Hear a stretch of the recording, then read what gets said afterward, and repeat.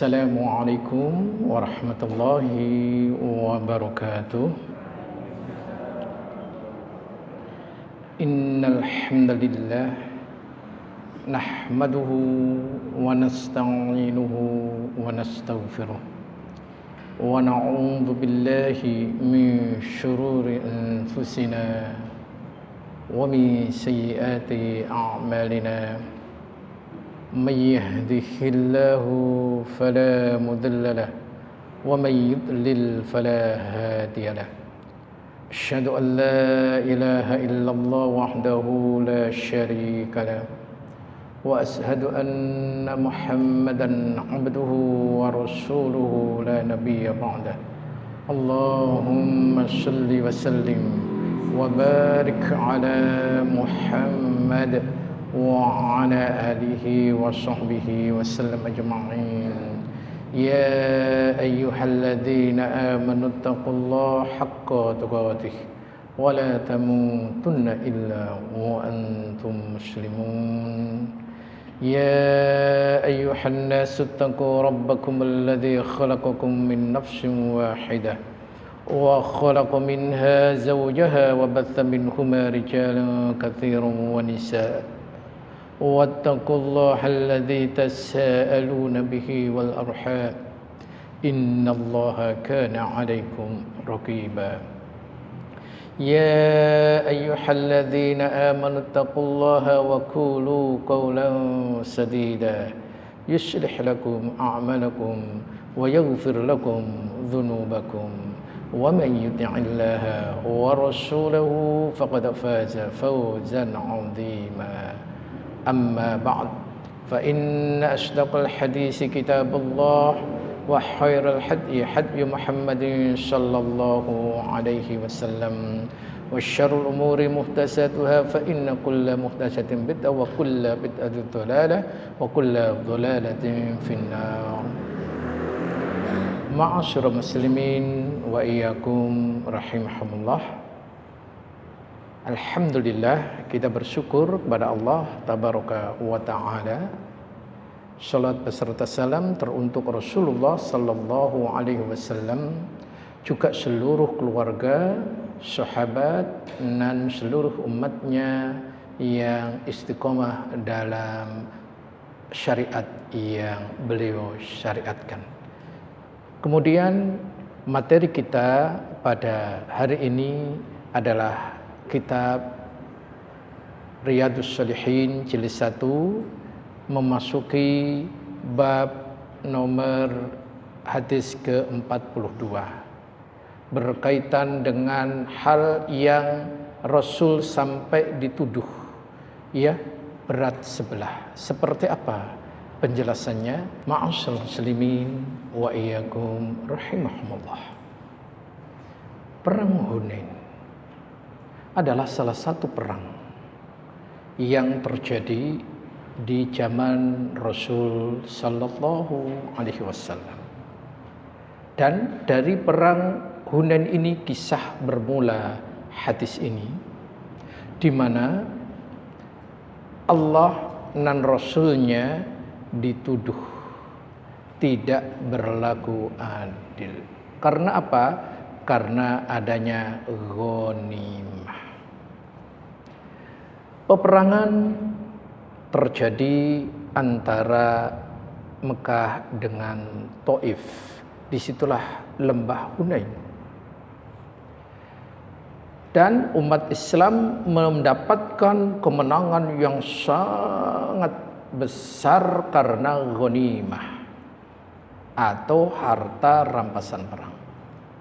Harta rampasan perang itu ada dua istilah. Istilah pertama ghanimah, ini yang sangat masyhur. Istilah kedua adalah fa'i.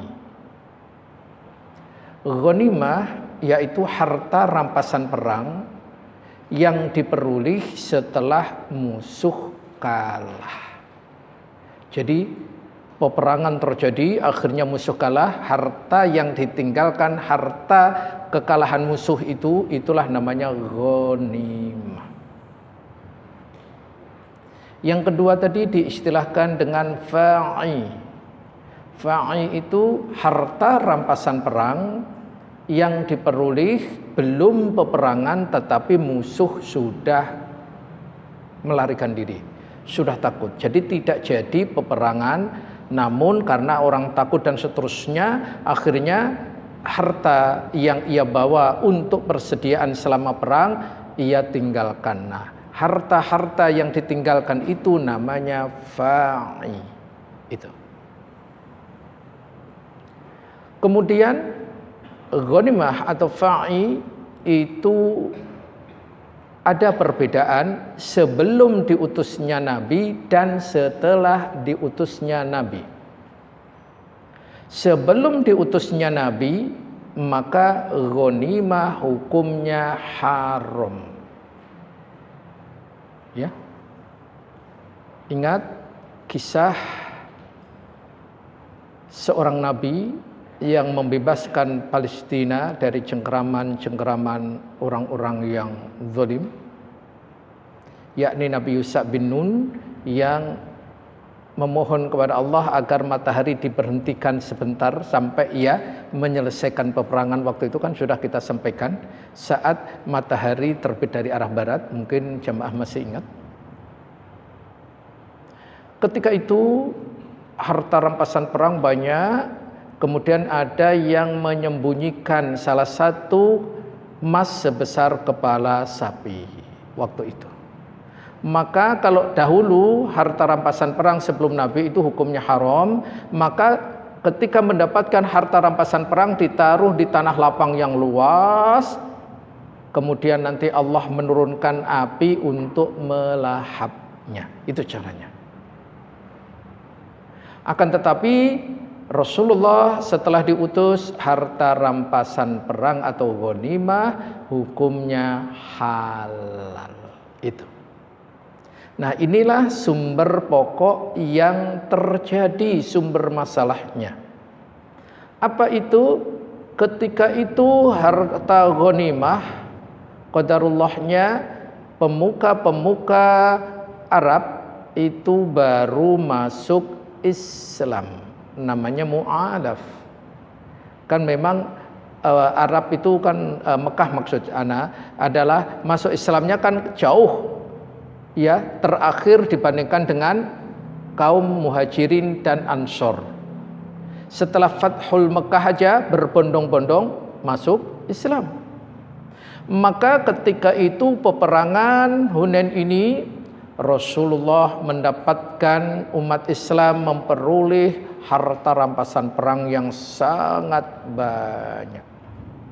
Maka ada orang-orang yang Rasul sampaikan ghanimah itu, di antaranya Al-Aqra bin Habis bin ia diberikan 100 ekor unta. Masya Allah. Kemudian juga ada sahabat lain yang juga mendapatkan yang sama, yakni Uyainah bin Hisham. Bahkan beliau juga memberikan kepada beberapa pemuka Arab dari harta ghanimah itu. Maka ada sebagian sahabat, lebih tepatnya kaum Ansor, berbisik-bisik dengan teman yang berasal dari kaum Ansor. Bisik-bisiknya diantaranya bahasanya adalah bahasa kitanya, Rasulullah dalam hal ini tidak adil. Perhatikan, ia diberi 100 unta, ini juga diberi 100 unta. Pemuka-pemuka yang lain, bangsanya sendiri Quraisy, diberikan banyak sekali. Kita nggak dapat apa-apa. Maka salah seorang di antara sahabat itu mendengar pembicaraan tersebut dan ingin mengadukan permasalahan itu kepada Rasul sallallahu alaihi wasallam. Maka apa yang terjadi ketika Rasulullah mendapatkan laporan itu, informasi itu tidak langsung diterima. harus ada yang namanya tabayyun. Cross check terlebih dahulu. Jadi kalau begitu segala informasi kita wajib adanya bertabayyun. Cross check terlebih dahulu agar informasi itu bisa dipastikan kebenaran atau tidaknya. Ini perintah dari Allah Tabaraka wa Ta'ala. Silahkan Quran surat Al-Hujurat ayat ke-6. Surat 49 ayat ke-6. Jadi kalau mendapatkan informasi, kewajibannya adalah meng-cross check. Bahasa agamanya tabayyun.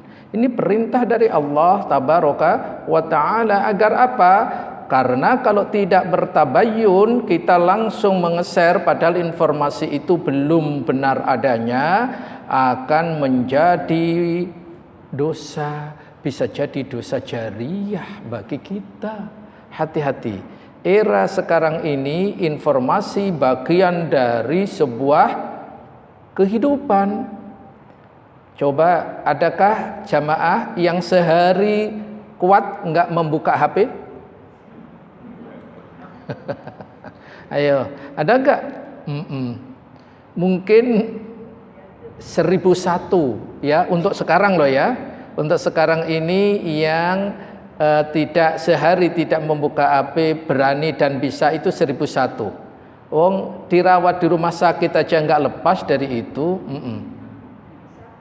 Iya, justru kalau enggak membaca katanya sakit. Tapi tahukah risiko-risiko dan hal-hal yang harus kita lakukan? Salah satunya informasi. Ternyata informasi itu wajib adanya cross check kembali. Baik, ketika kita mendapatkan informasi, satu, bertabayun terlebih dahulu, selidiki terlebih dahulu, uji validitasnya, kesohihannya itu. Maka ketika ia tidak benar, maka belum pasti benar, jangan di-share ya. Jadi kalau jelas tidak benar atau masih syak ragu-ragu akan kebenarannya, jangan di-share. Kemudian kalau ternyata setelah tabayyun jelas benar, langkah berikutnya apakah informasi itu bermanfaat atau tidak. Ketika informasi itu meskipun benar tapi tidak bermanfaat, jangan di-share bila akan timbul fitnah itu. Namun ketika manfaat, benar dan manfaat, silahkan di-share. Insya Allah bisa menambah ladang pahala. Itu. Ketika orang itu, seseorang cukup dinilai berdusta jika ia memberitakan setiap yang ia dengar. Setiap yang ia dengar kita langsung share, maka ini bisa dikatakan ia adalah dusta. Ini berbahaya sekali. Hadis riwayat Imam Muslim. Bahkan barang siapa yang tergesa-gesa akan salah. Hadis riwayat Al-Hakim. Dan barang siapa yang diam, niscaya dia akan selamat. Hadis riwayat At-Tirmidzi. Oleh karena itu, sekali lagi, informasi adalah sungguh sangat penting untuk era sekarang ini. Akan tetapi, hati-hati. Dengan informasi kita akan mendapat ladang pahala yang sangat besar. Namun sebaliknya, dengan informasi yang salah kita keburu-buru meng-share akan mendapatkan dosa. Bahkan dosa bisa jadi dosa jariyah. Salah kita share, kemudian orang ini share lagi. Semakin banyak orang mendapatkan itu dan mengamalkan ilmu itu, kita pun ikut andil dosa di dalam. Wallahu a'lam. Lihat Rasulullah sallallahu alaihi wasallam, kembali ke materi kita, setelah mendapatkan informasi itu maka ia panggil mereka. Apa benar informasi yang diperoleh dari fulan bin fulan yang telah terdengar ke saya? Maka ia mengatakan, betul ya Rasulullah. Baik, kalau begitu nanti malam kumpulkan seluruh sahabat-sahabat kaum Ansor. Jangan ada satupun dari kaum Muhajirin dan dari Arab atau Quraisy dan seterusnya. Akhirnya betul malam dikumpulkan. Setelah dikumpulkan, Rasul Shallallahu Alaihi Wasallam menjelaskan panjang dan lebar. Yang inti dari pembahasan itu tuduhan bahwa Rasul tidak berlaku adil. Rasul mengatakan, "Faman ya'dilu idza lam ya'dillah wa rasul." Kalau engkau menuduh Allah dan Rasulnya tidak berlaku adil, lantas adakah di dunia ini orang yang berlaku adil? Sekali lagi, kalau Allah dan Rasulnya dituduh tidak berlaku adil, masih adakah di dunia ini yang bisa berlaku adil? Tentu tidak akan bisa. Dan Rasul ketika itu sebagai panglima, Rasul ketika itu sebagai pemimpin, punya hak prioritas untuk membagi.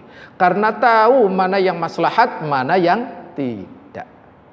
Maka Rasul menjelaskan, baik kalian kaum Ansor, pilih aku atau pilih dunia. Pilih aku atau pilih dunia? Tentu jawabnya pilih siapa? Rasulullah sallallahu alaihi wasallam. Dunia tidak ada artinya sama sekali. Kemudian kalau memilih aku, padahal aku bisa kembali lagi ke Mekah. Tapi karena aku mencintai kalian, aku akan ikut kembali ke kalian dan akan meninggal di bumi kalian. Maka kaum Ansor menangis sejadi-jadinya. Ternyata Rasulullah itu sangat mencintai saudara-saudara, sahabat-sahabat dari kaum Ansor. Dan ternyata Rasul meninggalnya di mana? Di Madinah. Itu Masya Allah. Wallahu a'lam bishawab. Jadi di balik itu ada satu hal di antara hal-hal yang luar biasa. Tayyib, kita akan langsung ke kandungan hadis karena ini nanti panjang sekali penjelasannya. Jamaah siap-siap mencatat. Sekarang jarang saya nge-share-nya yang gitu-gitu aja. Tapi nanti ada yang setiap kajian ada share-sharean, tetapi tidak sebanyak yang dahulu. Karena anak khawatir HP-nya nanti hang terus kalau banyak share-sharean. Kandungan hadis yang pertama, diperbolehkan mengkhususkan seseorang untuk diberikan sesuatu, yakni jika pemimpin mengetahui kemaslahatan dalam pemberian itu. Ingat, pemberian tidak sama dengan warisan. Ya.